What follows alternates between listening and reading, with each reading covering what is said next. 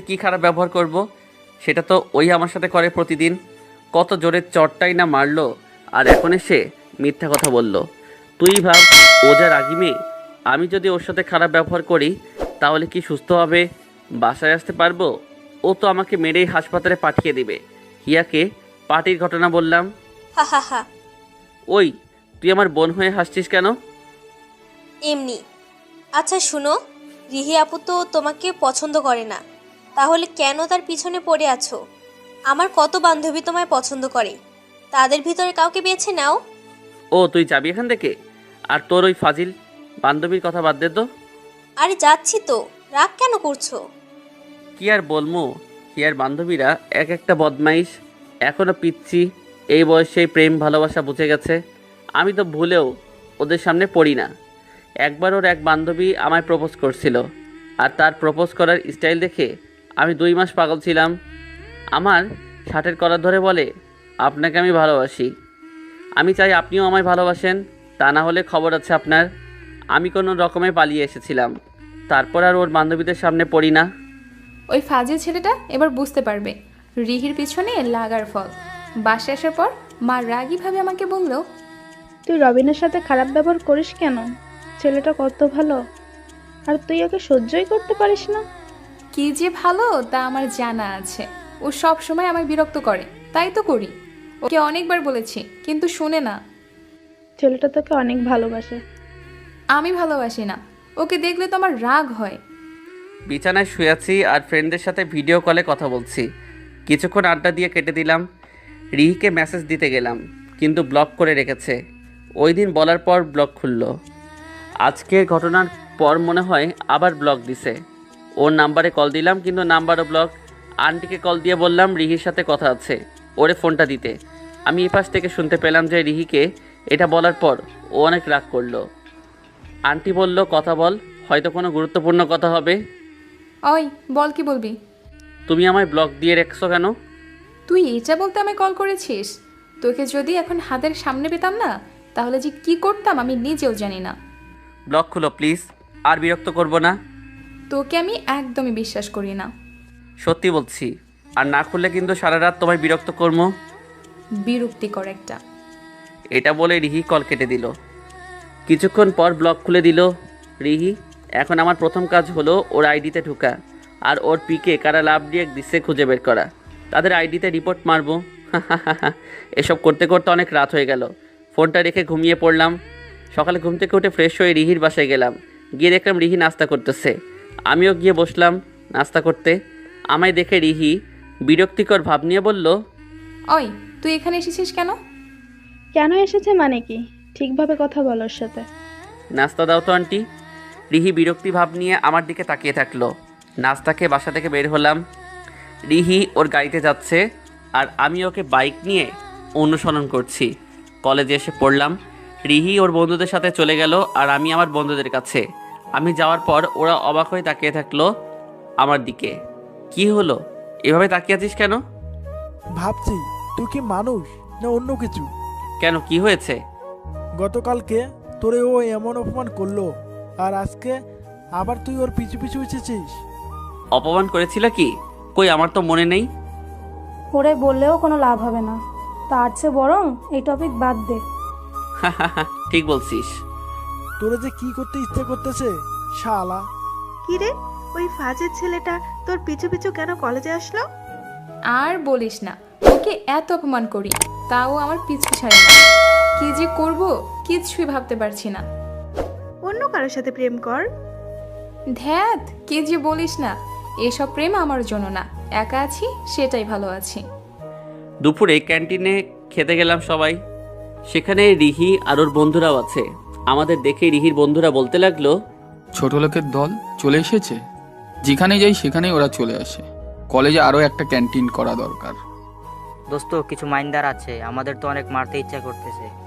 তুই কি বলিস? আরে মারতে ইচ্ছে হলে মারবি, তা আবার ওকে জিজ্ঞেস করছিস কেন? তুই জানিস না ইচ্ছা আপনার রাখতে নেই। ছোট লোকের কথা শুনে হাসি পাচ্ছে দোষ। দুপক্ষের মধ্যে ঝামেলা বেঁধে গেল। রিহি আমার কাছে এসে বলল, তোর সবসময় আমার পিছে না আসলে হয় না।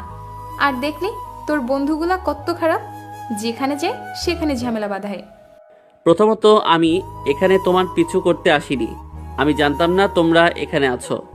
আর এখানে ঝামেলা বাঁধার কারণ আমার বন্ধুরা না, তোর বন্ধুরাই আগে শুরু করছে। তাই খারাপ তোর বন্ধুরা, আমার বন্ধুরা না। চুপ, আমার বন্ধুদের খারাপ বলবি না। তোর ফালতু বন্ধুগুলোর জন্য ঝামেলা হয়েছে। এর ভিতরে স্যার চলে আসলেন। স্যার এসে বলল, তোমাদের আর কতবার বলবো মারামারি না করতে? তোমাদের দেখা দেখি অন্যরাও খারাপ হয়ে যাচ্ছে।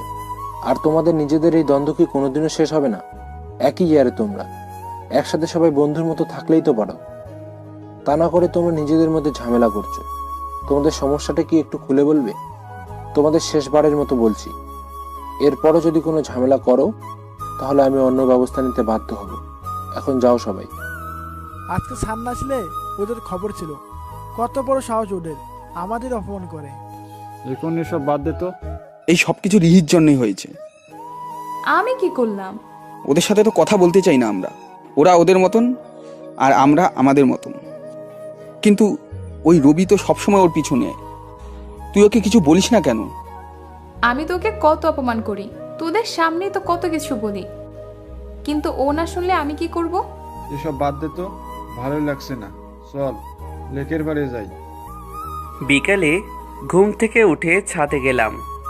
ছাদে গিয়েই তো অবাক হয়ে গেলাম, রিহি এখানে কি করে? রিহি আর হিয়া আড্ডা দিচ্ছে দুজনে। আমি হিয়াকে বললাম, কি রে, কি করিস? দেখতেই তো পাচ্ছ যে কি করি, আবার জিজ্ঞেস করছো কেন? ওই আমি তোর বড় ভাই, একটু সম্মান দিয়ে কথা বল। সরি বড় ভাই, আমার মনে ছিল না। এবার হইছে? চুপ বিয়াদব, তুই না ওই দিন ঘুরতে যাওয়ার কথা বলেছিলি, এখন চল। যখন বলেছি তখন তো নিয়ে যাওনি, এখন ইচ্ছা করতেছে না। সমস্যা কি? তোরা দুজনেই চল। আমি যাব না, হিয়া গেলে যাক। কি মেয়ে রে বাবা, এমন মেয়ে আমি জীবনে দেখি নাই। ঘুরতেই তো যেতে বলছি, প্রেম তো করতে বলছি না। অবশ্য প্রেমও হয়তো একদিন হয়ে যাবে। এবার বুঝছি কেন আমায় ঘুরতে যাওয়ার কথা বললে। তোর সাথে ঘুরতেই তো যাব না, প্রেম তো অসম্ভবই। আজকে তোর জন্য আমাকে কথা শুনতে হয়েছে। কে কি বলছে? কেউ না। আচ্ছা বাদ দাও, এখন ঘুরতে গেলে সমস্যা কি? আচ্ছা ফুচকা খাওয়া মনে। বেশি কথা বললে কিন্তু আমি চলে যাব। ভাইয়া তুমি যাও তো, আমি আর আপু আড্ডা দিচ্ছি, আমাদের বিরক্ত করো না। হায় রে কপাল, দে তোরা আড্ডা, যাচ্ছি আমি। বাসার বাইরে বের হয়ে একটা সিগারেট ধরালাম আর ভাবছি এই মেয়ে যে কবে আমার সাথে ভালোভাবে কথা বলবে তা আল্লাহই জানে। রাতে বাসায় আসলাম, বাসায় তো কেউ নেই। রিহিদের বাসায় গেলাম, যা ভেবেছিলাম ওইটাই হলো। সবাই রিহিদের বাসায়। আম্মুকে জিজ্ঞেস করলাম, সবাই এখানে কেন? রাতে তোর আন্টিদের বাসায় দাওয়াত ছিল, তাই এসেছি। তোমরা কেউ আমাকে একবার জানানোরও প্রয়োজন মনে করলে না, তাহলে আরও আগে চলে আসতাম আমি। আন্টিও তো আমায় একবারও বললো না। তোকে আবার বলার কি আছে, তুই তো দাওয়াত না দিলেও আসিস। এইটা কোনো কথা? রাতে রিহিদের বাসায় খেলাম, তারপর আমাদের বাসায় চলে আসলাম। সকালে ঘুম থেকে উঠতে দেরি হয়ে গেল, তাড়াতাড়ি ফ্রেশ হয়ে কলেজে গেলাম। কলেজে এসে রিহিকে খুঁজতে লাগলাম। রিহিকে সব সময় ফলো করি, কোথায় যায়, কি করে, খোঁজ খবর রাখি। রিহি ওর ফ্রেন্ডদের সাথে কথা বলতেছে। কিরে আজকে রবিকে দেখছি না যে? ওই ফাজিল ছেলেটার কথা বাদ দে তো, আজকেও পিছু করছে না, তাই তো মনটা ভালো আছে। ওর জন্য বাসায় কলেজে কোথাও শান্তি পাই না, বিরক্তিকর একটা। ফ্রেন্ডরা সবাই মিলে কলেজ ক্যাম্পাসে আড্ডা দিচ্ছি, হঠাৎ কেউ এসে বলল। রিহিকে দূর থেকে ফলো করতে লাগলাম। হঠাৎ যা দেখলাম তার জন্য একদমই প্রস্তুত ছিলাম না। কোথা থেকে যেন একটা ছেলে এসে আমি প্রপোজ করলো, আগে কখনো দেখিনি। রবি বিরক্ত করছে না বলে মনটা ভালো ছিল, এখন আবার অনেক রাগ হচ্ছে। আই আপনি কে বলুন তো, আগে তো কখনো দেখিনি। আমি আজকে নতুন ভর্তি হয়েছি, তোমাকে প্রথম দেখতেই ভালোবেসে ফেলেছি, তাই প্রপোজ করলাম। দেখুন কিছু বলার আগে এখান থেকে চলে যান, আমার মাথা গরম হয়ে গেলে যে আমি কি করি আমি কিন্তু নিজেও জানি না। যা খুশি করতে পারো, তোমার জন্য সব কিছু সহ্য করব। মাথাটাই গরম হয়ে গেল। ওর সাহস কি করে হয় রিহিকে প্রপোজ করার। রিহির কাছে গিয়ে বললাম, এই ছেলে, তোমার সমস্যা কি? ওকে বিরক্ত করছো কেন? কোনো সমস্যা নাই তো, তুমি এখানে এসে সমস্যা করেছো। দিলাম এক থাপ্পড়। ওই, তোরে না বলছি ওরে বিরক্ত না করতে? এখনই এখান থেকে যা, তা না হলে এমন মায়ের মারবো যে উঠে দাঁড়াতে পারবি না। ছেলেটা কিছু না বলে চুপচাপ চলে গেল। একটা ধন্যবাদও তো দিতে পারো। ওই কিসের ধন্যবাদ? তোকে কি আমি বলেছি ওই ছেলেকে মারতে? তাহলে শুধু শুধু মারলি কেন? তোমাকে কেউ প্রপোজ করলে তার এই অবস্থাই করব। আমাকে প্রপোজ করলে তোর সমস্যা কি? কারণ আমি তোমাকে ভালোবাসি। আমি বাসি না। আমি জানি তুমিও আমাকে একদিন ভালোবাসবে। বেঁচে থাকতে না। এটা বলে রিহি চলে গেল। কি রে, কি হয়েছে? আরে, রিহিকে জানি কোন ছেলে প্রপোজ করছে, দেখে তো মাথাটাই গরম হয়ে গেছিল।